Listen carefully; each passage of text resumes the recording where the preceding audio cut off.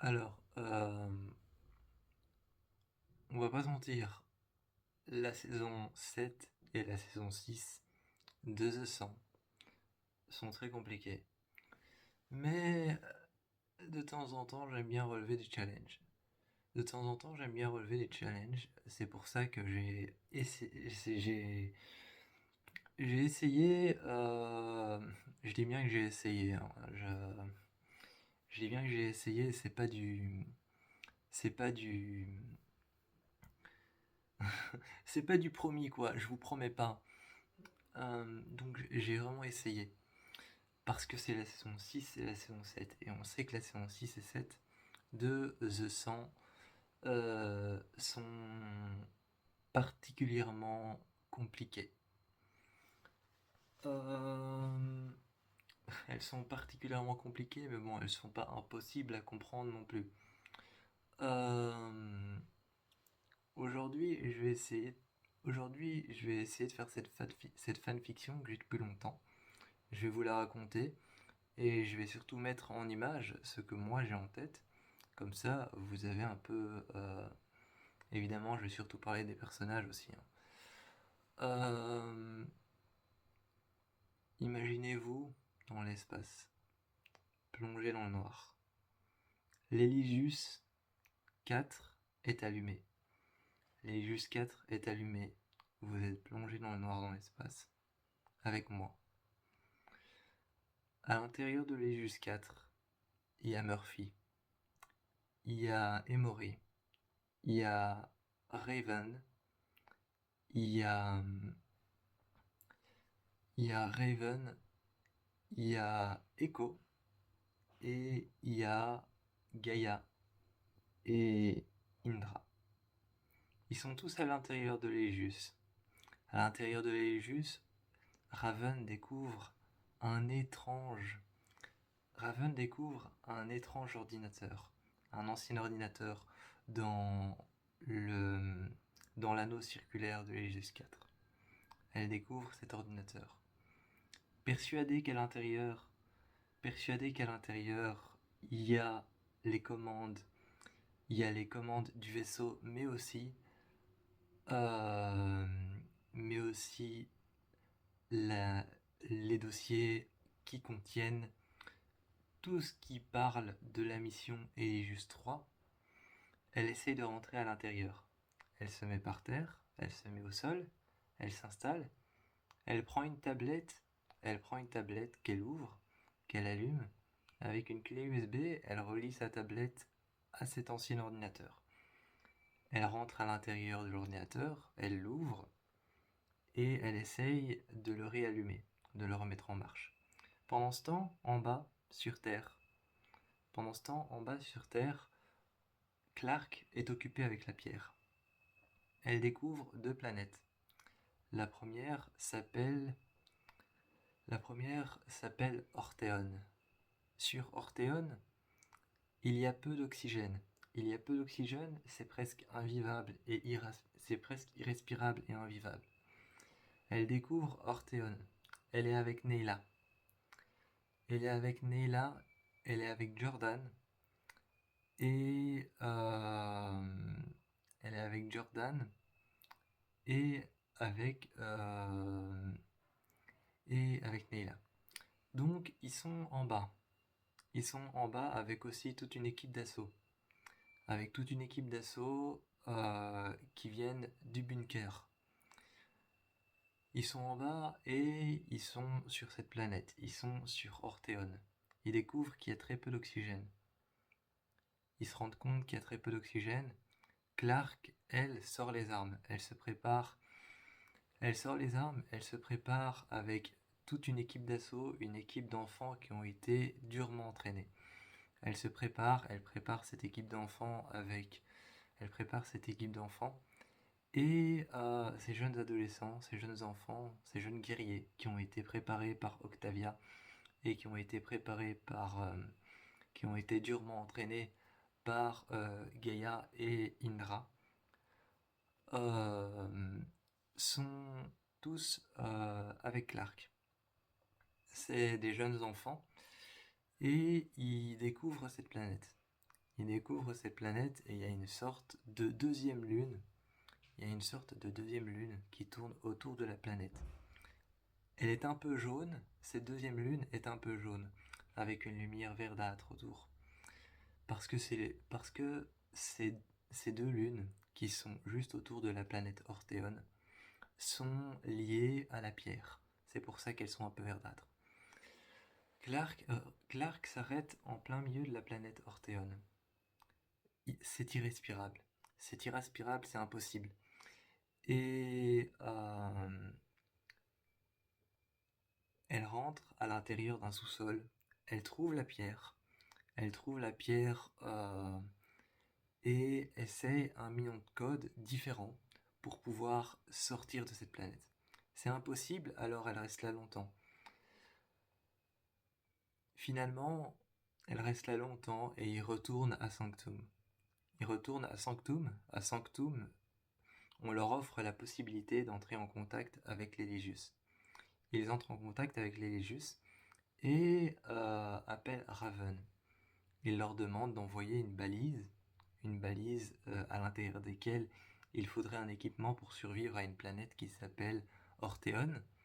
Et Raven, en haut, essaye de localiser Orthéon sur un ordinateur. Orthéon s'avère ne pas être une planète, mais une lune alpha. Une fois sur Orthéon, elle regarde la localisation et elle regarde la localisation de Orthéon par rapport à Sanctum. Une fois sur l'ordinateur, quand elle a remarqué la localisation de Orthéon par rapport à Sanctum, elle regarde la distance qu'il y a entre Sanctum et entre Orthéon. Il est possible d'envoyer une balise. Clark, qui est encore en bas sur Terre, demande à Raven d'envoyer le plus possible d'équipements respiratoires. Raven prépare ses équipements avec Murphy. Murphy est dans une autre pièce avec Raven et prépare ses équipements, des combinaisons. En regardant Raven et en lui demandant à quoi ça va servir, avec un air un peu narcissique. Raven lui répond à respirer sur Orthéon. Orthéon a très peu d'oxygène. Murphy continue à faire du sarcasme et lui demande comment est-ce qu'ils vont respirer.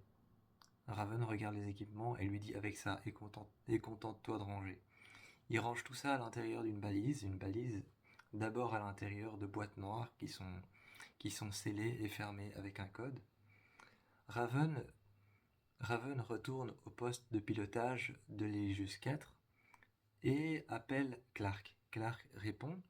En bas sur Terre, elle répond, elle prend son talkie-walkie et Raven lui donne un code. Elle lui donne un code avec des numéros, des chiffres et des symboles qu'il y a sur la pierre.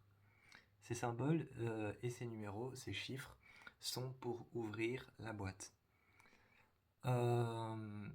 Tard le soir, il retourne à Sanctum, et à Sanctum, une balise est prête pour eux, et certains guerriers de Sanctum leur apportent cette balise. Clark découvre à l'intérieur un équipement. Avec une lettre qui a été écrite par Murphy et Raven, en disant que c'est pour eux. En disant comment ça fonctionne, la lettre est recto verso. Ils la lisent et s'installent avec les enfants de Gabriel. Ils s'installent à l'intérieur du palais de Sanctum, et lisent comment fonctionne l'équipement. Le lendemain, ils retournent à l'endroit exact où ils ont trouvé la pierre. Ils retournent à cet endroit avec les jeunes enfants. Les jeunes enfants, on leur distribue des équipements, des bouteilles d'oxygène, des masques qu'on met sur la bouche et qui coincent le nez pour respirer. Les jeunes enfants, ils ont ça. Ils ont des petits masques qu'on met au-dessus du nez des masques noirs qu'on met au-dessus du nez qui passent de l'oxygène dans les narines et qui se mettent au-dessus de la bouche. Ces masques ressemblent un peu à un triangle noir avec deux petits points de lumière sur les côtés pour avoir de la lumière sur la planète. Parce que comment est le climat sur Orthéon? Il fait noir, on ne voit que les choses à la lumière UV, donc ultraviolet, et il y a très peu d'oxygène. Il y a parfois des tempêtes, il y a parfois des tempêtes, il y a des tempêtes de toxines, parfois de toxines vraiment donc il y a des tempêtes de toxines ultra toxiques et qui peuvent dévorer la peau comme une tempête de bouts de verre. Euh, ces tempêtes, ces tempêtes de bouts de verre sont énormément toxiques et sont énormément dangereuses. Elles arrivent de temps en temps, elles sont de temps en temps là, mais on peut se réfugier en sous-sol pour ne pas être touché. Quand, quand Clark rentre à l'intérieur du sous-sol à Sanctum, elle revient vers la pierre. Elle revient vers la pierre et elle découvre la pierre qui est illuminée par une lumière très verte. Avec l'un des enfants qu'elle aura choisi, elle fait le numéro et elle repart, elle repart sur cette planète. Elle repart sur la planète Orthéon et une fois sur Orthéon, elle regarde un peu avec Neyla comment est-ce qu'on peut y vivre.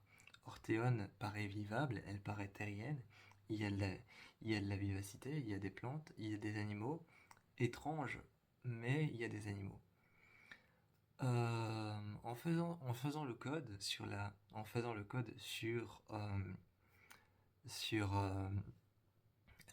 pierre, en faisant le code sur la pierre, elle est emmenée finalement sur une autre planète qui s'appelle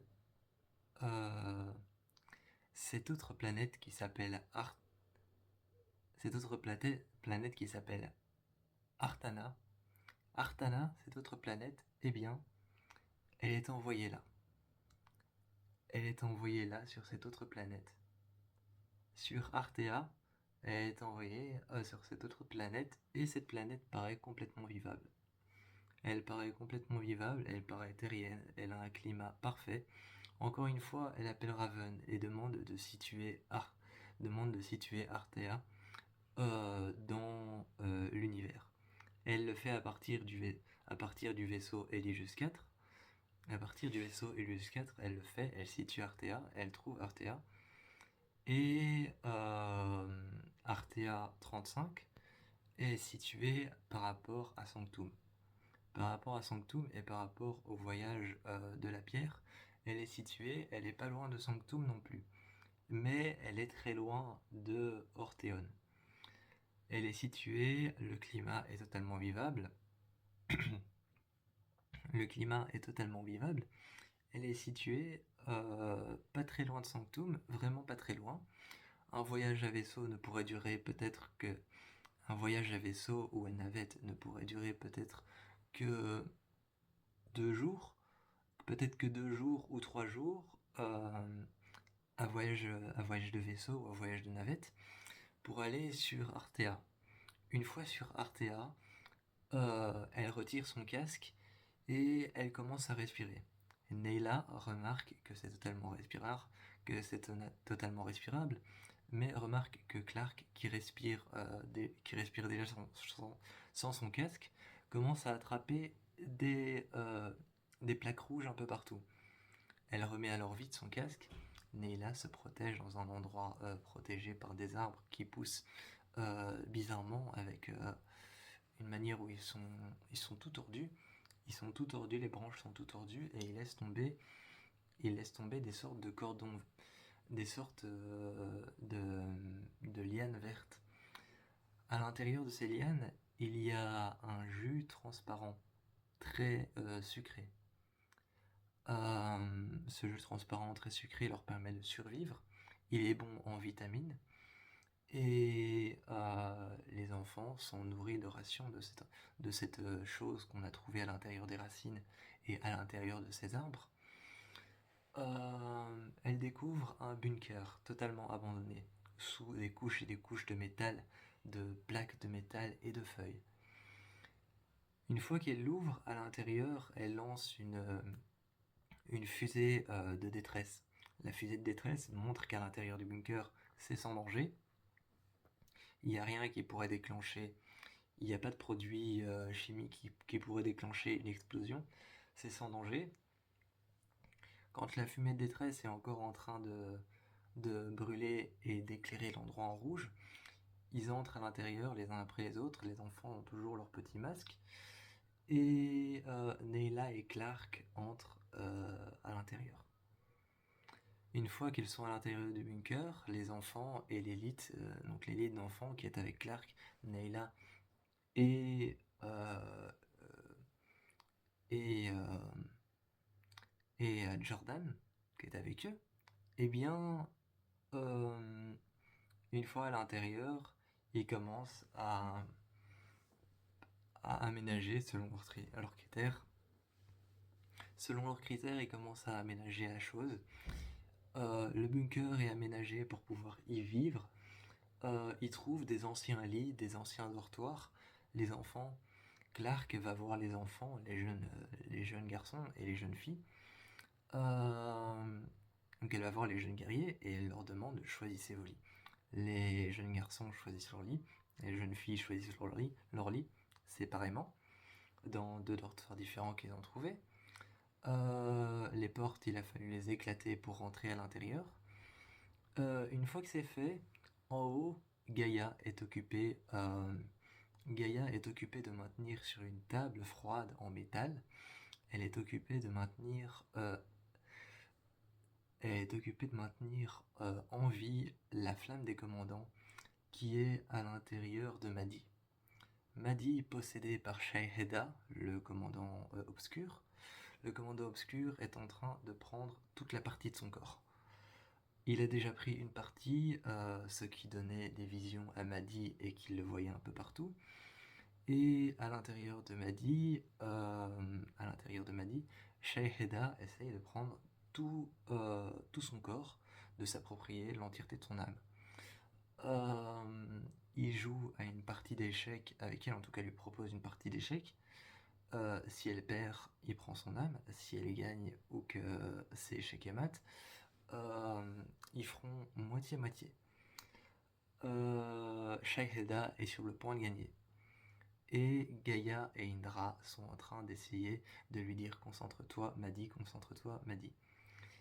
En bas sur Terre, il y a Bellamy qui est avec Clark et qui part en reconnaissance dans les bois.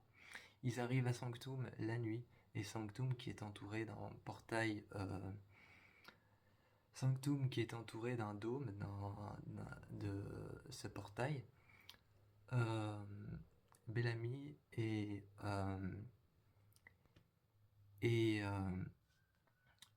Clark partent en reconnaissance et trouvent les gardiens de l'anomalie, ceux qui gardent l'anomalie, trouvent les étranges personnes avec les masques, donc les disciples de l'anomalie qui ont apprivoisé l'anomalie, ils les trouvent, essayent de rentrer à l'intérieur de l'anomalie, essayent de leur proposer un marché. Ils proposent un marché, font une sorte de temps mort, de trêve, et Clark s'avance les mains en l'air. Bellamy s'avance les mains en l'air. Les disciples de l'anomalie est derrière en train de tourner et de donner la sortie vers une autre planète. Ils arrivent et pointent leur arme sur le dos, sur le cou de Bellamy et de Clark. Clark et Bellamy sont emmenés à l'intérieur de l'endroit où vivent les disciples et là où ils ont apprivoisé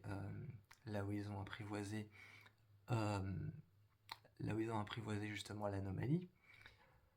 Clark essaye de parler avec eux, avec le grand berger, avec les disciples, et demande au grand berger si elle peut comprendre comment est-ce que fonctionne l'anomalie. Elle en a besoin parce qu'elle a découvert de nouvelles planètes.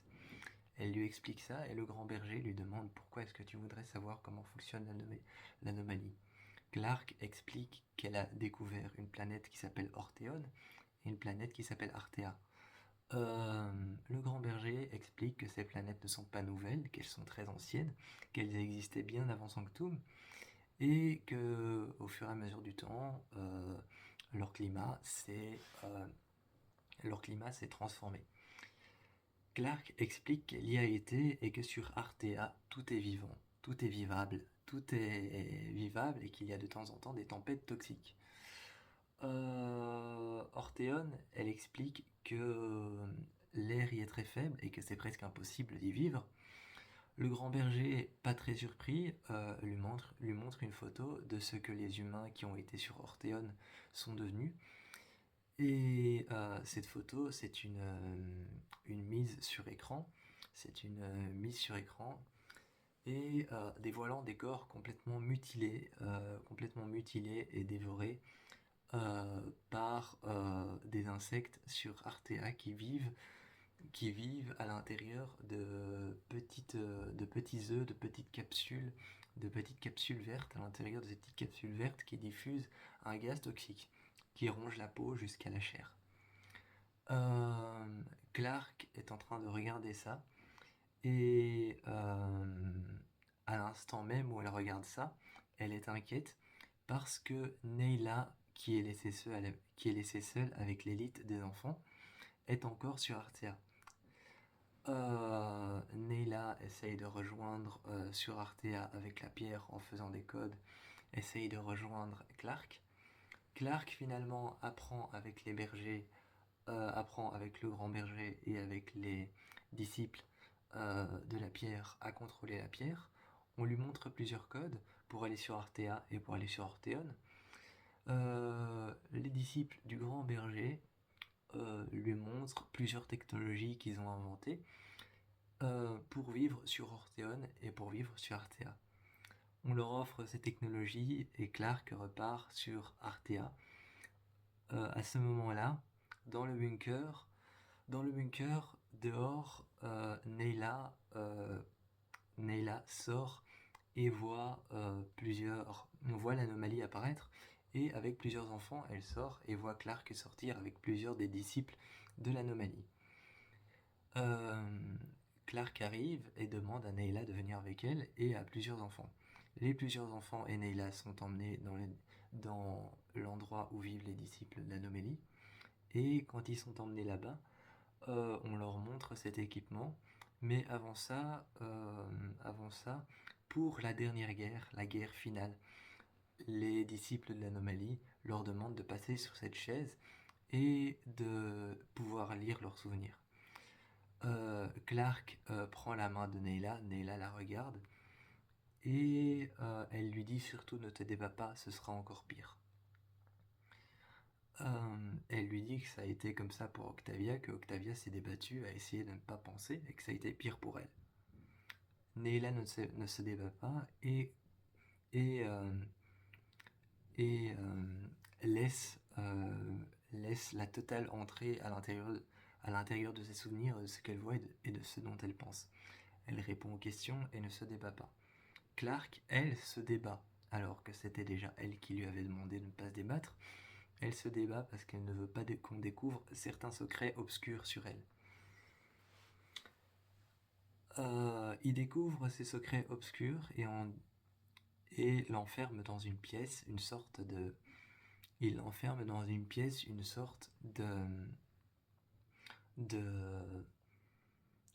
chambre, qui a été faite pour une personne.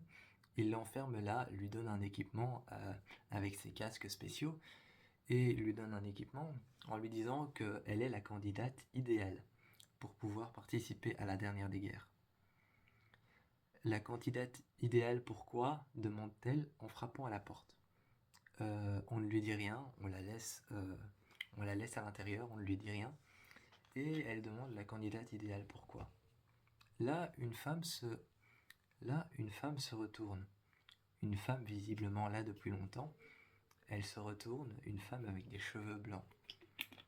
Qui n'est pas une vieille dame. Une femme avec des cheveux blancs qui n'est pas une vieille dame. Simplement une femme qui a une coloration de cheveux blancs.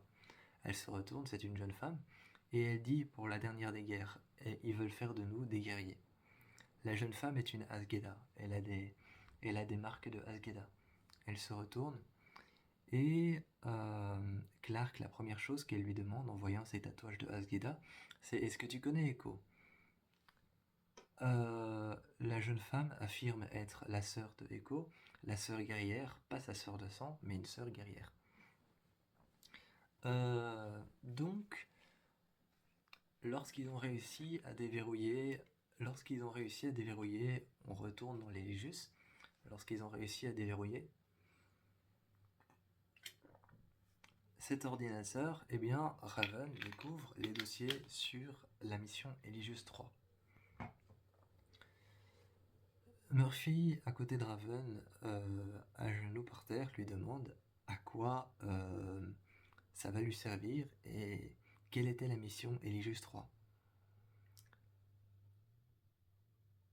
En retournant dans sa chambre avec Emory, pour pouvoir faire quelque chose à deux, il retourne là-bas pour pouvoir faire quelque chose à deux qu'on leur a demandé, que Raven leur a demandé.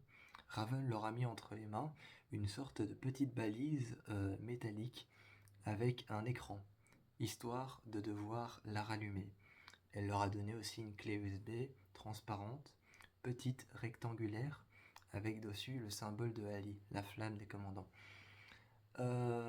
Essayer de la rallumer et donc ils partent dans la chambre, dans une chambre qui n'est pas vraiment leur chambre, mais une chambre où ils vont de temps en temps, qui est une sorte de chambre de confinement à l'intérieur desquelles il y a des ordinateurs.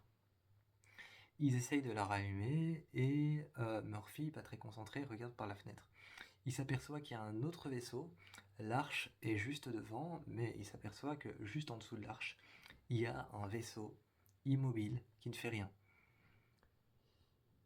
Il laisse alors Emory toute seule.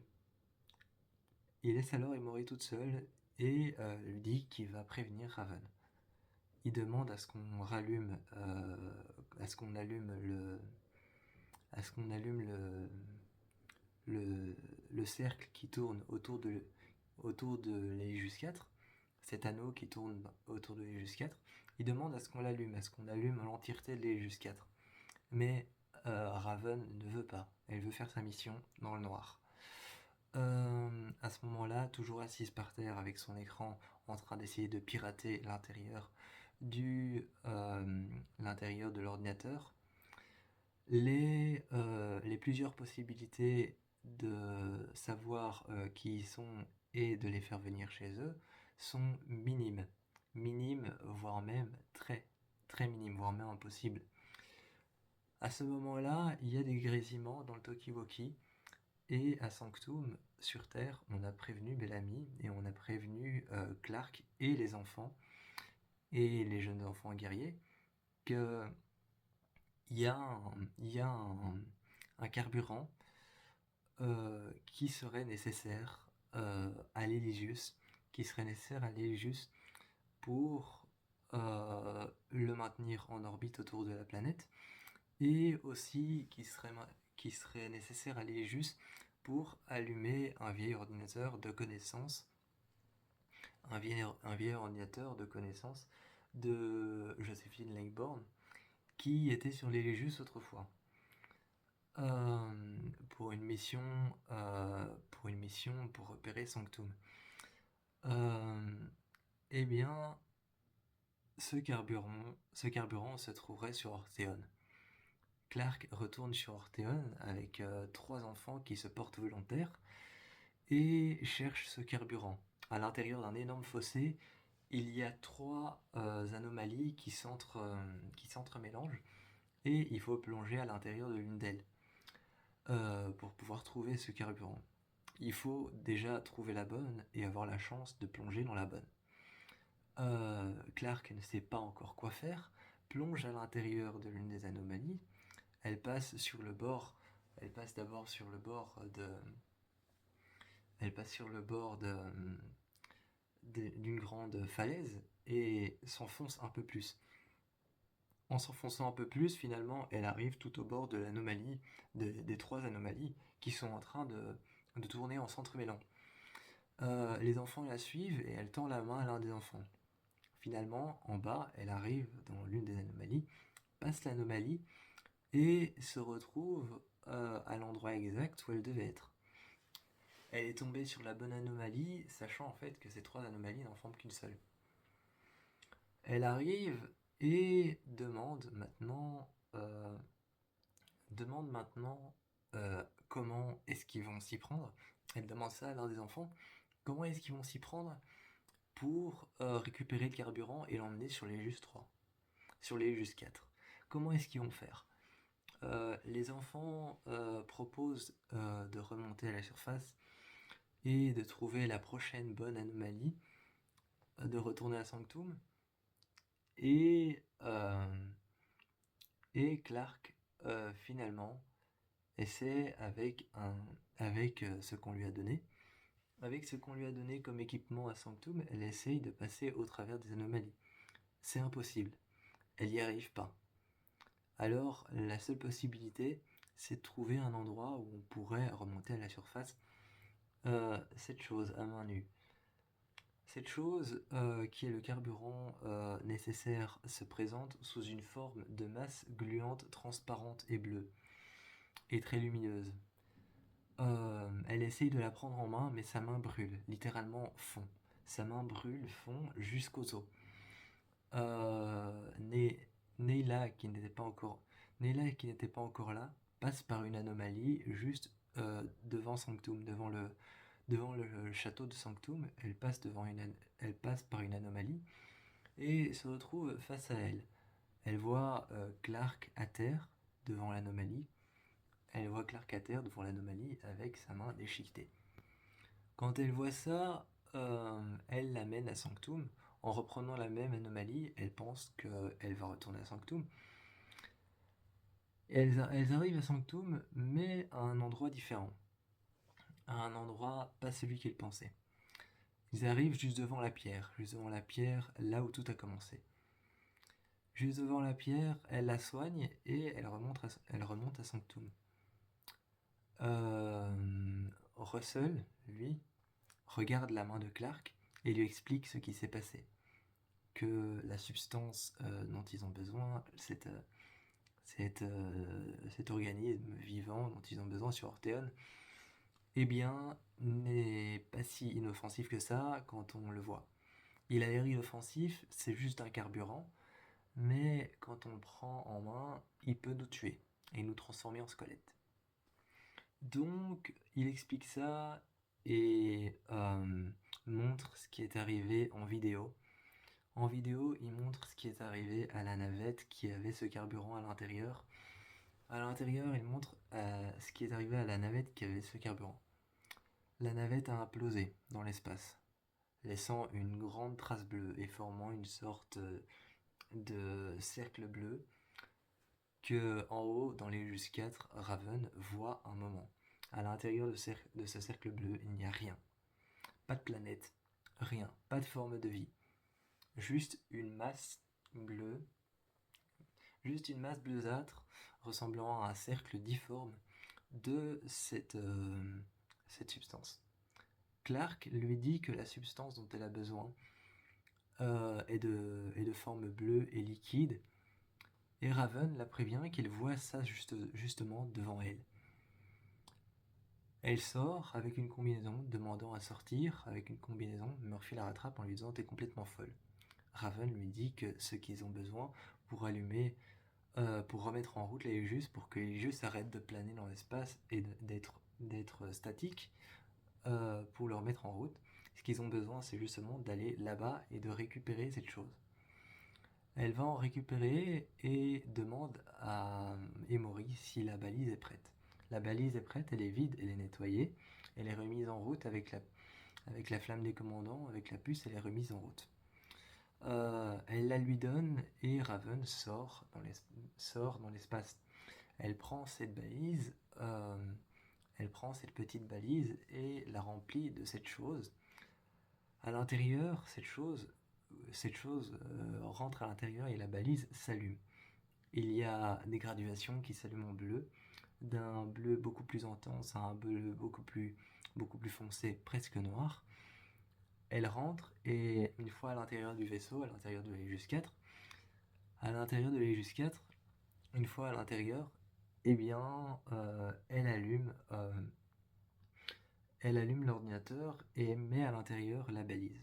L'ordinateur s'allume, tous les ordinateurs s'allument, et elle a l'accès total, l'accès libre à cette chose. Elle a l'accès libre à cette chose, à cet ordinateur qu'elle ne connaissait pas, et tout l'anneau de l'Aegis 4 s'allume. Finalement, tout l'anneau de l'Aegis 4 s'allume et elle a un accès total au projet, à la mission Aegis 3. Lorsqu'elle a réussi sur Sanctum, en bas, Clark et les jeunes enfants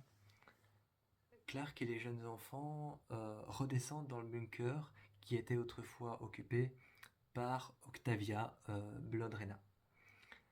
Ils redescendent dans le bunker et vont chercher ce qui doit être cherché, des vivres, de l'eau, des couvertures, des médicaments, et ramènent tout ça dans l'autre bunker. Le bunker, lui, est fermé, scellé, et Apolis, le bunker dans lequel il y avait Bloodrena, est scellé et fermé. Polis est abandonné, et ce bunker qui est tout près de Sanctum, à l'intérieur, on l'aménage et on apporte les médicaments, les couvertures et tout ça. Les enfants sont formés dans une salle vide formée par Bellamy et par Clark, par eux-mêmes, et ils n'y vivent que à très peu. Il n'y a que Bellamy, Clark, Neyla et les enfants. Les enfants sont plutôt une dizaine de filles et une dizaine de garçons, surtout des garçons, des jeunes garçons et quelques filles. Lorsque les enfants sont prêts, Clark demande à faire descendre une balise, une navette. Une navette descend et atterrit à Sanctum juste devant le bunker. Un soir, lorsque les enfants ont été entraînés et sont allés dormir, sont allés dans les dortoirs pour les garçons, Clark a demandé à faire descendre une navette. La navette est descendue. En haut, dans les Just 4, Raven localise l'endroit où elle va faire descendre la navette. Elle la fait descendre et prévient Clark le soir que la navette est sur le point de descendre. Elle réveille tous les enfants et les enfants sont montés dans la navette et montent dans l'Aegis 4. Quand Clark arrive dans l'Aegis 4, elle découvre qu'ils ont réussi à déverrouiller toute l'enceinte de l'anneau de l'Aegis 4 et surtout à déverrouiller la mission Aegis 3. Elle découvre ça, mais découvre surtout que Maddie, qui est toujours possédée par Shaeheda, le commandant obscur, elle la découvre sur une table surveillée par Gaïa. Et qui est en train d'essayer de lui demander de combattre le commandant obscur. Maddie, elle, ne s'en sort pas avec le commandant obscur. Elle est possédée par lui. De temps en temps, c'est le commandant qui parle. De temps en temps, c'est Maddie. Clark vient près de Gaïa et lui demande ce qui s'est passé. Gaïa lui dit que si jamais on retire la flamme, ce que Clark propose quand elle la voit dans cet état, elle propose de retirer la flamme. Mais si on retire la flamme, Maddie ne sera plus commandant. Et donc elle ne sera plus commandante. Et si on retire la flamme, ça peut la tuer. Parce que ils vont retirer en même temps Shaeheda, le commandant obscur, et peuvent en même temps donc la tuer. Parce que Shaeheda peut emporter son esprit dans la flamme. Et donc ça peut la tuer. Clark essaye de trouver un moyen et commence à lui parler. Elle se réveille plus tard et demande de se combattre. Elle se réveille plus tard après s'être combattue contre Shaeheda. Shaeheda est emmené lorsque Clark voit que Maddie se sent mieux, Clark retire la flamme, essaie quand même. Lorsqu'elle retire la flamme est retirée et Chaheda a été battu parce que Maddie a réussi à le battre. Une fois qu'elle est battue, une fois qu'elle a battu le commandant obscur, il retire la flamme est mise sur un support en verre et Raven s'occupe de la flamme en détruisant tout ce qui est à l'intérieur. Une fois qu'elle a détruit tout ce qui est à l'intérieur, Maddie n'est plus commandante et Clark lui explique ça dans une cellule. Dans une chambre, elle lui explique qu'elle n'est plus commandante. Par contre, elle peut descendre sur Terre s'occuper des disciples de la pierre, s'occuper de Sanctum, et elle peut descendre aussi avec elle et avec Neila s'occuper des différents mondes, qui sont derrière l'anomalie. À ce moment-là, Maddie accepte, car elle va être avec Clark. Clark lui explique qu'il va y avoir d'autres enfants, et Clark montre à Maddie les jeunes enfants qui sont de jeunes guerriers qui sont montés dans les Légius 4. Murphy étant en train d'entraîner l'un des deux enfants qui est un petit peu fan de Murphy, il est en train de l'entraîner à plusieurs techniques. Clark lui demande ce qu'il fait et Murphy dit simplement qu'il se distrayait en essayant de montrer des techniques à un enfant, à un jeune enfant, un jeune guerrier. Maddie voit tous ces jeunes guerriers, tous ces jeunes enfants qui se battent entre eux, et à ce moment-là, Gaïa arrive et leur demande d'arrêter. Les enfants arrêtent, se mettent jambes croisées à terre avec leurs armes devant eux. Gaïa s'assied et raconte un peu l'histoire de la flamme des commandants, et l'un des enfants demande ce qui est arrivé à Maddie. Maddie lui demande comment est-ce qu'il sait. Le jeune garçon dit « Tu as une cicatrice à l'arrière ». Et Gaïa regarde Maddie en lui demandant si elle veut bien qu'on raconte ça à tous les enfants. Maddie regarde tous les enfants et dit je veux bien que tu racontes. Gaïa raconte l'histoire du commandant obscur, de la flamme et de comment est-ce qu'ils ont fait pour tout effacer. Ils retirent les codes, mais il y a un code qui reste coincé. Donc il y a un code qui est resté coincé, et pour le moment, Raven est dessus. Ce code, on ne sait pas trop ce qu'il ouvre, mais il ouvre quelque chose. On ne sait pas encore quoi, peut-être quelque chose qui se trouve encore dans les Légius 4, mais ils n'ont pas trouvé quoi. Et donc, une fois que tout ça est fait, qu'ils ont raconté l'histoire de Maddie, elle fait connaissance avec plusieurs garçons. Elle fait connaissance avec une jeune fille qui se combat, qui combat une autre jeune fille. Elle fait connaissance avec elle et elle descend sur Terre. Quelques jours plus tard, elle descend sur Terre avec une navette avec Clark. Elle arrive à Sanctum. Accompagnée de plusieurs guerriers de Sanctum qui font partie de l'équipe de Clark, auquel Clark a demandé est-ce que vous voulez vous battre à nos côtés. Donc ces guerriers entraînés qui sont certains guerriers de Diyoza, et Diyoza qui a accepté de se battre aux côtés de Clark seulement si l'un des médecins de Clark, Abby, prenait soin de elle et regardait comment se développait l'enfant que Diyoza a dans son ventre. Abby prend donc soin de temps en temps de son enfant et de sa grossesse. Et donc Octavia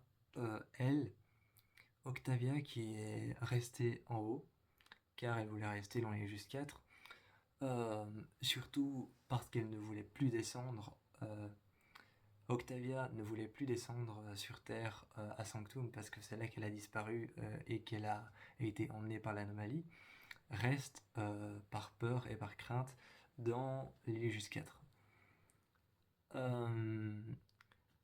En bas, Clark et Neyla font un passage à Orthéon et se retrouvent sur Orthéon. Sur Orthéon, elle retrouve une vieille balise abandonnée. Une vieille balise abandonnée sur laquelle, juste à côté, il y a des fragments d'os et une personne qui tenait cette balise en main. Cette balise a un code 808008. Le même code écrit à l'intérieur, le même code impossible à déverrouiller qui était écrit à l'intérieur de la flamme des commandants. En envoyant cette information à Raven, Clark laisse une porte de sortie à Raven qui écrit ce code sur l'ordinateur avec la flamme des commandants et réussit à retourner dans le passé. En ouvrant une porte sur Lexa. En ouvrant une porte sur Lexa, eh bien, elle réussit à avoir des informations sur Orthéon, qui est très très ancien, qui est très très ancienne comme planète. Lexa savait déjà que Orthéon existe, mais elle se l'est pas fait tatouer dans le dos. Elle se l'est pas fait tatouer dans le dos parce que Orthéon n'était pas utile comme planète. Ensuite, ses allers-retours sur Orthéon et sur l'Eligius lui vaut un deuxième aller-retour dans l'Eligius. Une fois dans l'Eligius, il découvre donc la vérité sur Orthéon, qui est un peu la jumelle de Skyring. Sur Orthéon, on emmène les condamnés, sauf que les condamnés n'ont pas un temps à respecter. Orthéon, ils sont envoyés là-bas. Et à Skyring, qui est une planète complètement paradisiaque, sur Skyring, une planète complètement paradisiaque, il y a certains prisonniers qui vont rejoindre, et Clark va rejoindre ces prisonniers sur Skyring. Elle est envoyée en redescendant sur Terre après quelques jours. Elle est envoyée justement sur Skyring avec Maddie et avec Neyla. Elle se retrouve sur Skyring et vivent sur Skyring pendant tout un temps, jusqu'à ce qu'il y ait un prisonnier qui apparaisse. La première question que Clark a posée à ce prisonnier, même si elle ne le connaît pas et qu'il a tenté d'attaquer Neyla et Maddie, qui vivaient sur Skyring au bord de ce lac, et qui tentaient éperdument à la nage, essayer de rejoindre l'anomalie qui est sous le lac pour pouvoir retourner sur Sanctum. Alors qu'elles essayaient de faire ça, la première question qu'elles ont à ce prisonnier, c'est de lui demander s'il connaît Orthéon. Il la connaissait, il connaissait Orthéon. Orthéon est pire que Skyring. Skyring paraît paradisiaque, mais c'est un faux visage. Orthéon ne laisse apparaître que son vrai visage, un visage morbide, un visage sordide et hostile, avec des climats qui peuvent mettre à mort des gens sans même qu'ils aient à s'en rendre compte. Donc Orthéon en fait est une planète qui a été la première planète servant de première guerre aux grands bergers et aux disciples de l'anomalie. Sur Orthéon, en fait, ils ont laissé quelques débris de la toute première guerre. Qui a transformé cette planète en un endroit hostile. Un endroit hostile mais vivable. Il retourne ensuite à Sanctum. Une fois qu'il retourne à Sanctum, on leur parle un peu de Orthéon et de Arthéan. Et en leur parlant de ces deux planètes, dans l'Eligius, ils découvrent ce que ce code est vraiment. En découvrant ce que ce code est vraiment, un passage entre Orthéon et un passage entre Skyring, et surtout un accès à la cité, des Lumières et Alexa. En découvrant ça, il peut avoir davantage d'informations. En ayant ce davantage d'informations, Clark s'empresse de remonter sur l'Eligius pour pouvoir parler à Alexa. Mais ce qu'elle ne sait pas, c'est qu'elle ne va pas pouvoir lui parler en réalité. Elle va simplement pouvoir entendre sa voix et voir les souvenirs de Lexa, qui a été confrontée à ce genre de technologie dans son passé. En parlant à Lexa, elle lui pose beaucoup de questions et à un moment, Lexa s'efface et disparaît de la puce. La puce s'éteint et devient noire. Et on ne sait pas trop où elle est passée, ce qui s'est passé et qu'est-ce qui est arrivé à Lexa. Lexa n'a pas pu dire grand-chose sur ces deux planètes, mais ça les a déjà aidés. Clark les briefe un peu sur ce qui se passe sur Terre, sur Sanctum, sur la planète de Sanctum, et sur ce qui se passe entre l'anomalie. Elle forme une équipe avec Murphy, Echo et Maury, Raven, et ils descendent ensemble en orbite autour de la Terre. À un moment, ils descendent et arrivent sur Sanctum. Une fois briefés, la première chose qu'ils ont à faire, c'est rentrer dans l'anomalie et arriver à l'intérieur de l'endroit où vivent les disciples de l'anomalie. Ils essayent de découvrir ce qu'est cette première guerre. Echo, elle, retrouve sa sœur de guerre, et sa sœur de guerre, qui a été enfermée là depuis des années et des années, a tout entendu sur ce qu'ils ont dit. Elle leur fait part alors de tout ce qu'elle a entendu, et certaines choses sont floues, et Clark insiste pour savoir davantage de choses qui sont floues. Echo protège sa sœur de guerre en lui disant que certains détails sont flous et qu'ils vont essayer de découvrir ça eux-mêmes. Clark, qui avait caché sous une plaque de béton dans sa cellule une combinaison qu'on lui avait prêtée pour devenir une guerrière, parce qu'elle était la guerrière idéale, la ressort et se fond dans la masse en se faisant passer pour l'une des guerrières. Voilà, c'était déjà le début de cette fanfiction sur The 100. Moi, je vous fais plein de bisous. Et la suite au prochain épisode. S'il y avait des personnes qui avaient habité cet endroit, ça fait bien longtemps qu'ils l'ont déserté.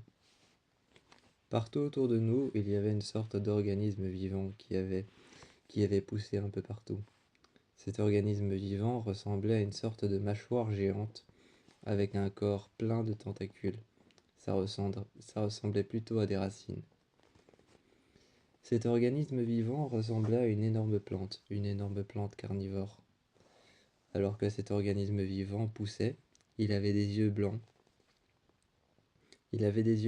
Parfois à la place de ces yeux blancs, il n'y avait rien, juste un trou noir et vide. Il avait une énorme mâchoire avec plein de petites dents pointues.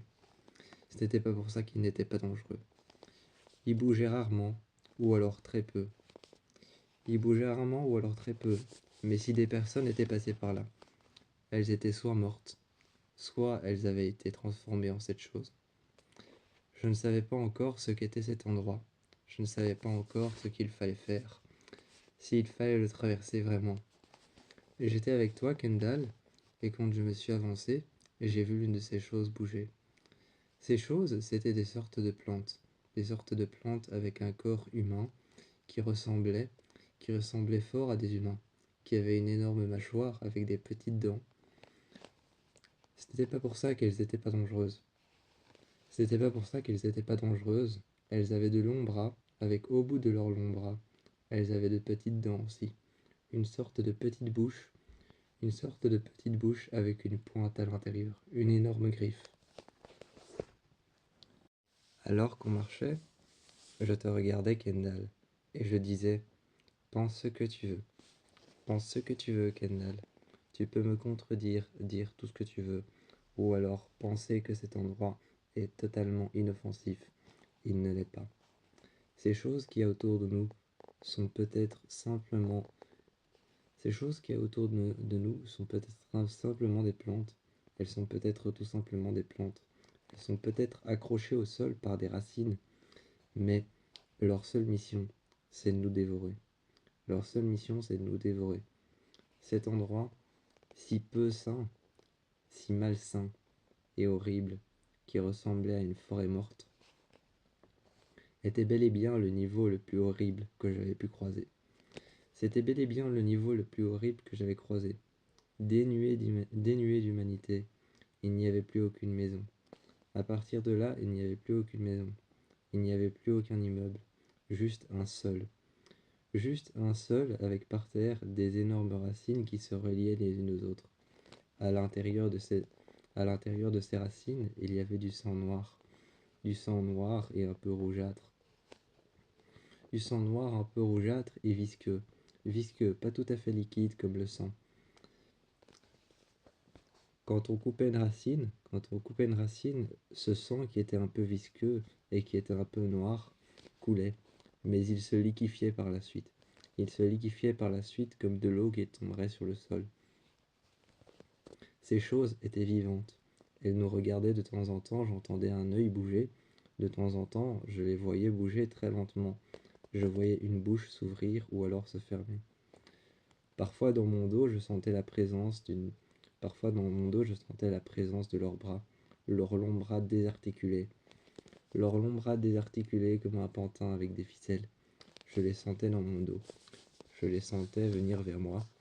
Je sentais leurs bras ou alors leurs racines ramper sur le sol et s'agripper, en tout cas essayer de s'agripper à mon poignet. Et je me retournais. Avec le laser de mon arme, je leur grillais les tentacules, je leur grillais les branches, je leur grillais les racines, et elles s'arrêtaient de me poursuivre. Je voyais ces organismes vivants partout autour de moi, et je te tenais près de moi. Je te tenais par le torse, par le bas-ventre. Je te tenais par le torse, par le bas-ventre, par les épaules, près de moi. Et je te disais, tu peux me contredire. Tu peux penser ce que tu veux de cet endroit. Ce n'est pas une forêt. Ce n'est pas une forêt, ce n'est pas un sentier comme tous les autres. Ce n'est pas un endroit simple à traverser. Tu regardais autour de moi. Tu regardais autour de moi. Cet endroit dans lequel tu voyais toutes ces choses. Tu voyais des œufs par terre. Des œufs qui étaient eux-mêmes recouverts de petits œufs blancs. À l'intérieur, il y avait des organismes qui ressemblaient à des petites larves avec des yeux blancs. Tu regardais ça à l'intérieur, et à un moment je t'ai pris par l'épaule en disant « Évite de te rapprocher de ça ». Tu m'as regardé et tu m'as dit « Ce ne sont que des organismes pas encore vivants et qui n'ont pas encore atteint leur taille adulte ». Je t'ai dit de lever les yeux et de dire « Regarde un peu à quoi ils ressemblent quand ils sont adultes ». Tu as levé les yeux et tu as dit « Oui, bon, ça c'est des adultes, mais pas ça ». J'ai regardé cette chose et je l'ai poussée un petit peu avec mon fusil. Elle a bougé, elle a ouvert sa gueule. Et je t'ai dit, regarde maintenant le nombre de dents qu'il y a à l'intérieur. Qui sait de quoi sont capables ces choses? Qui sait de quoi elles sont capables? Qui sait ce qu'elles veulent nous faire? Elles sont peut-être pour le moment statiques et pour le moment elles ne bougent peut-être pas. Mais qui sait de quoi elles sont capables? Continuons à avancer. On a continué à avancer et on s'est protégé derrière l'une de ces choses qui avait l'air morte. Elle avait l'air d'être morte brûlée. Brûlée parce que mon laser les avait déjà brûlés. Mon laser les empêchait d'avancer. Elle avait peut-être été morte brûlée par un climat tropical ou par un climat terrien qui ne lui suffisait pas, ou alors peut-être par un éclair qui avait touché le sol, ou peut-être simplement par du feu qui avait été déclenché. On s'est caché derrière cette chose morte et il y avait une deuxième chose qui était en train de pousser dessus, comme si une deuxième chose avait pris son cadavre pour un arbre. Elle était en train de pousser dessus et moi je la regardais. Je te tenais contre moi. Tu étais en train de prendre ton arme qui était tombée par terre. Je t'ai dit de l'abandonner là, de ne pas la prendre, de ne plus la prendre. On a parcouru cet endroit et nous sommes arrivés de l'autre côté. La voiture est arrivée, mais elle a été maintenue de force par une de ces choses. J'ai dû la couper avec une machette que j'ai saisie sur- que j'ai saisie dans mon dos, j'ai pris une machette. J'ai dû couper le bras de cette chose. J'ai dû couper les racines de cette chose qui retenait la voiture en otage, qui retenait ses roues. La voiture était en train d'accélérer le plus vite possible. Je voyais les roues tourner au travers des racines qui retenaient la voiture. Quand j'ai coupé les racines, le sang s'est liquéfié. Il était d'abord gluant et noir, un peu rougeâtre, avec des reflets rouges sanguins. Ensuite, il s'est liquéfié, et il est tombé au sol. Cette chose a disparu. Cette chose a disparu et a ensuite lâché la voiture. Comme si elle était vivante, j'ai entendu une sorte de respiration sortir de ses, de ses, sortir de ses branches, sortir des bras qu'elle avait, qui étaient des longs bras avec une petite bouche au bout et avec une sorte de pointe qui sortait. Une sorte d'énorme dent qui sortait de sa bouche avec des millions de petites dents. Quand j'ai regardé cette chose, elle a lâché la voiture. La voiture a ouvert ses portes. On est rentré et on s'est retrouvé en ville. En ville, j'avais pris, j'avais pris une racine que j'avais mis dans un bocal. J'avais pris une racine que j'ai mis dans un bocal, je l'ai conservée, je l'ai mis dans du contenant. Quand je l'ai mis dans du conservant liquide, j'ai regardé cette chose. Cette chose déployait d'autres branchies et commençait à grandir toute seule. Minute après minute, elle devenait plus forte. Elle s'attachait aux parois. Elle s'attachait aux parois et moi j'étais sur la table. J'étais sur la table, j'étais en train de regarder cette chose qui était en train de vivre à partir d'une simple racine coupée. Peut-être c'est- Peut-être que c'était parce qu'il y avait encore du sang à l'intérieur. Quand on était rentré, tu es venu à côté de moi et tu m'as dit abandonne un peu cette chose. Je t'ai dit que je ne pouvais pas, que c'était impossible pour moi. Pour moi, c'était impossible d'abandonner cette chose. Je ne pouvais pas, c'était trop bizarre. Et il était hors de question qu'on retourne là-bas. Tu m'as dit qu'il fallait qu'on y retourne, qu'il fallait qu'on y retourne simplement pour pouvoir passer ce niveau-là. Mais il n'y avait personne dans ce niveau-là. Je t'ai dit qu'on n'y retournerait pas. Il n'y a personne, il n'y a pas d'ennemis, il n'y a pas d'équipe à affronter. Il n'y a pas de personnes dans la rue qui ont une arme comme nous. Personne n'est coincé dans ce jeu. Là-bas, personne n'est coincé dans ce jeu. Personne, personne, personne ne peut nous affronter. Personne n'est une équipe adverse. Là-bas, c'est un désert. C'est un désert avec des plantes. C'est un désert avec des plantes sauvages qui sont bien décidées à nous tuer. Alors, retourner là-bas, ce serait une mission suicide. Tu m'as regardé ce soir-là, tu as déchargé ton arme, et tu m'as dit, mais il faut qu'on y retourne. Je t'ai dit que sur la carte, je t'ai dit que sur la carte, ces choses étaient classées aliens et que cet endroit sur la carte était classé zone 0. Une zone 0, c'est une zone qui n'existe plus. Ensuite, tu m'as regardé et tu m'as dit, oui, mais elle n'est pas classée zone fantôme. Une zone fantôme, c'est encore pire. Une zone fantôme, c'est une zone où tout a disparu. C'est une zone où si tu te retrouves dans cette zone, tu disparais aussi. Tu m'as dit qu'elle n'était pas classée zone fantôme. Je t'ai dit que zone 0, c'était assez dangereux comme ça. Tu m'as regardé et tu m'as dit, oui, mais pourquoi nous n'y retournons pas? Je t'ai dit qu'on n'y retournerait pas. Simplement parce que c'était trop dangereux. Le lendemain, Le lendemain, tu ne m'as pas obéi. Tu as pris la voiture très tôt le matin et tu es parti. J'ai dû te rejoindre. J'ai dû te rejoindre à pied, confrontant plusieurs équipes en ville. Lorsque je t'ai rejoint, je t'ai dit tu es fou enfin. Je t'ai Je t'ai regardé, je t'ai dit tu es fou enfin, je t'ai pris par l'épaule, je t'ai jeté au sol. Tu as trébuché, tu t'es rattrapé sur l'une de ses racines, réveillant l'une de ces créatures. Je t'ai dit mais tu es fou, et tu m'as regardé. Tu t'es relevé avec ton arme et tu as tiré sur l'une de ces choses. Cette chose a grillé, le sang s'est liquéfié au sol. Je l'ai regardée. Elle a ouvert sa gueule très grande.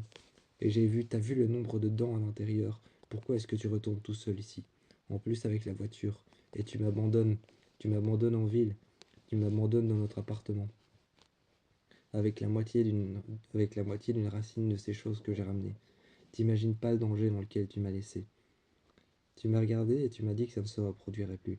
Tu as rangé ton arme, tu as pris ta machette dans ton dos, ton énorme couteau, et je t'ai dit de te protéger avec, de le mettre devant ton torse, de le mettre devant ton bras, de te protéger avec et de passer ton arme en dessous, de tenir ton couteau de manière horizontale le long de ton bras et de tenir ton arme juste en dessous pour te protéger. Que c'était la meilleure façon de se protéger ici. Quand on est rentré tard le soir et que cette partie était terminée, qu'on s'était battu contre cet endroit désert, quand on est rentré, je ne voulais plus jamais aller là-bas. Mais tu essayais encore en vain de me convaincre de rentrer. Tu essayais encore en vain de me convaincre de rentrer dans la voiture et de retourner là-bas, accomplir une mission qui n'en était pas une, car il n'y avait personne à combattre. Je me souvenais de toutes les sensations que me procurait de jouer du piano. Je me souvenais de chaque sensation que me procurait de jouer du piano. Quand je posais mes mains délicatement sur les touches blanches et que je posais mes mains délicatement sur les touches noires. Quand je savourais l'instant de déplacer mes mains sur le clavier. Quand je savourais l'instant de chaque parole. Quand je m'asseyais par terre et que j'écrivais. Quand je m'asseyais par terre, que j'ouvrais mon calepin et que j'écrivais ce que j'avais en tête. Pour moi, quand j'avais des choses en tête, des paroles en tête, tout avait du sens. Mais une fois sur mes feuilles, j'avais l'impression que plus rien n'avait du sens. Je me rappellerai toujours de ce jour où je me suis levé tôt le matin, des sensations que ça m'a procuré, de l'effet que ça m'a fait, de me mettre devant mon piano, de m'asseoir devant mon piano, de poser les mains, mais de ne pas encore appuyer sur les touches, de poser simplement mes mains sur le clavier. Simplement en posant mes mains sur le clavier, j'avais déjà une sensation énorme dans le dos, une sensation comme si je pouvais sentir simplement une chaleur monter. Je pouvais me souvenir de ça.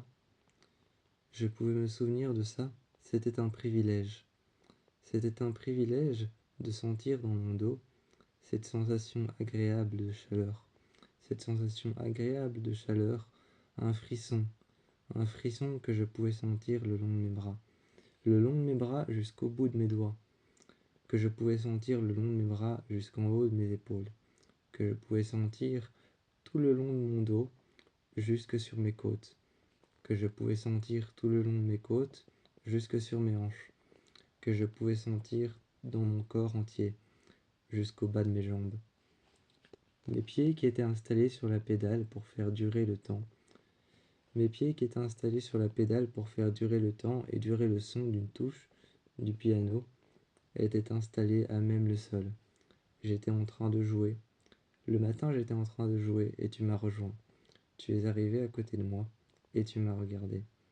Tu m'as regardé et tu n'as pas daigné dire quoi que ce soit. Tu t'es simplement assis à côté de moi sur un autre tabouret, tu t'es assis à côté de moi. Tu t'es rapproché du piano et tu as posé tes mains. Tu as posé tes mains exactement près des miennes. Tu as posé tes mains et tu m'as regardé. On a commencé à jouer au piano à deux, un piano à quatre mains. Quand on a commencé à jouer à un piano à quatre mains,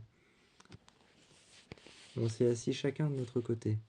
Toi, tu avais ta guitare électrique, une guitare électrique noire et rouge, d'un rouge vif et intense, presque d'un rouge vif, intense et sanguin. Tu avais ta guitare noire, tu l'avais dans tes mains, de ce rouge vif, intense et sanguin, et puis tu as pris ton carnet. Tu as déplacé le micro que tu as recalibré au-dessus de toi, au niveau de ta bouche, juste à côté de toi. Je ne sais pas pourquoi tu as fait ça, tu n'avais pas l'intention de chanter ce matin. Tu m'as regardé, tu as levé les yeux. De temps en temps, tu levais les yeux au-dessus de ton calepin et tu écrivais. Tu écrivais des paroles. Tu écrivais des paroles de chansons, tu écrivais des paroles qui te venaient en tête, des choses qui te venaient en tête. Et à un moment, je suis venu m'asseoir à côté de toi. Je t'ai demandé comment est-ce que tu fais pour trouver l'inspiration. Tu as tourné la tête et tu as dit « Je prends l'inspiration de là où elle me vient, en passant ta main dans mes cheveux. En passant ta main dans mes cheveux, tu as dit je prends l'inspiration de là où elle me vient. Tu as arrêté ta main dans le bas de mon cou, et puis tu as commencé à allonger mon dos. Tu as dit je prends l'inspiration de là où elle est. Tu as arrêté ta main, tu as arrêté ta main en bas de mon dos, et tu m'as regardé. Tu m'as dit que c'était moi ton inspiration, que c'était moi ton inspiration, que j'étais comme ta muse, comme la muse d'un peintre qui devait faire une grande peinture, une grande fresque. Tu t'es assis près de moi, tu t'es assis près de moi, et à ce moment-là, tu as pris mon calepin. Tu as lu ce que j'avais écrit, tu as lu les paroles que j'avais écrites. Mes paroles étaient beaucoup plus éthérées, beaucoup plus sombres. Mes paroles parlaient plus d'amour, parlaient plus de choses éthérées comme par exemple de la mort, de la vie, de l'amour, du temps qui nous reste, tandis que tes paroles à toi parlaient plus de relations humaines, de relations entre amis, de rupture ou alors de relations amoureuses. Tu étais plus dans un sujet vif, tandis que moi j'étais plus dans un sujet noir. On a échangé nos paroles, j'ai essayé de jouer tes paroles, on a essayé de jouer chacun ce qu'on avait écrit avec notre instrument. Moi, j'avais essayé de jouer tes paroles à toi sur mon piano, alors que j'avais préparé mes paroles à moi pour mon piano. Et toi, tu as essayé de jouer mes paroles à moi avec ta guitare, alors que alors que toi, tu avais préparé tes paroles pour ta guitare. Quand on a essayé de faire ça, ça ne fonctionnait pas. Ça donnait un genre totalement différent. On s'en est alors tenu chacun à notre instrument. On s'en est chacun tenu à notre instrument, le piano et la guitare. On s'en est tenu à nos paroles. Moi, mes paroles sombres, mes paroles éthérées, sur la mort, le temps qui nous reste. Et toi, tes paroles joyeuses, sur le fait d'être avec ses amis, sur le fait d'être avec une bande de copains, d'avoir quelqu'un à qui on tient. Quand tu as commencé à chanter, j'ai tout de suite arrêté de jouer et je me suis tourné. Je t'ai écouté et je t'ai regardé avec tes guitares par terre. Le piano était tout près.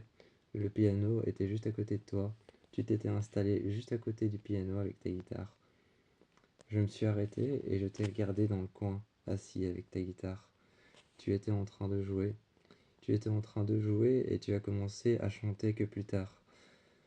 Tu as commencé à chanter que plus tard. Ta guitare a commencé à faire une sorte d'introduction. Et puis tu as chanté. J'ai écouté ta voix, j'ai écouté attentivement chaque mot. J'ai écouté attentivement chaque sérénade. J'ai écouté attentivement chaque morceau que tu écrivais. Chaque morceau que tu écrivais quand tu t'arrêtais, que tu réouvrais ton calepin pour pouvoir changer des notes. Pour pouvoir changer des notes, pour pouvoir changer des paroles et pour pouvoir changer des partitions. Quand tu t'arrêtais de temps en temps, tu continuais, tu reprenais exactement au même endroit. Ensuite, c'était à mon tour de chanter. C'était une chanson beaucoup plus éthérée, beaucoup plus lente. Tandis que toi, c'était beaucoup plus rapide. Tu m'as regardé, tu m'as écouté, tu as regardé le mouvement de mes mains. Tu as regardé le mouvement de mes mains qui étaient posées sur le clavier, qui appuyaient sur les touches blanches et les touches noires, qui se déplaçaient lentement. Tu as commencé à tourner dans la pièce et tu n'avais pas oublié ce que toi, comme moi, ça nous procurait comme sensation de faire du piano et de faire de la guitare, de chanter, de s'arrêter, de prendre des notes et de changer de temps en temps ce qu'on avait écrit. On n'avait pas oublié ce que ça nous procurait comme sensation. Quand on avait écrit cette chanson, on voulait la garder pour nous. Mais un matin, la presse était déjà à notre fenêtre, en train de... La presse était déjà à notre fenêtre, en train de prendre des photos de nous deux, en train de prendre des photos de notre studio qu'on avait ouvert. On avait laissé la porte ouverte, on avait laissé les rideaux ouverts. Et la presse, avec tous les photographes et toutes les personnes qui voulaient nous prendre en photo ou qui voulaient nous parler. Tous ces journalistes qui étaient là étaient déjà en train de nous poser des questions avec leur micro. Ils s'acharnaient contre la vitre. Il était presque impossible d'y échapper, mais on voulait garder cette chanson pour nous. Il était hors de question qu'on la laisse à une maison de disques. Ou alors il était hors de question qu'on fasse fuiter l'information afin qu'elle retombe sur une maison de disques et qu'ils nous la prennent. Qu'ils nous proposent un marché pour faire un album ou alors un single. Il était hors de question de faire ça. On avait écrit cette chanson un matin à deux, avec chacun notre instrument de notre côté. On l'avait chantée et on s'était arrêté de temps en temps. On s'était arrêté de temps en temps. En s'arrêtant, on changeait nos notes, on changeait nos paroles et on l'avait écrite jusqu'à ce que ce soit parfait. Et lorsque c'était parfait, on s'était arrêté. Lorsque la chanson était finie, on a essayé à deux. On a essayé un chant à deux voix. On a essayé un chant à deux voix et on a essayé de chanter ça en jouant du piano et de la guitare qu'on a mis l'un par-dessus l'autre. Lorsqu'on a fait les montages et que la chanson était terminée, elle était parfaite pour nous, parfaite telle qu'elle était.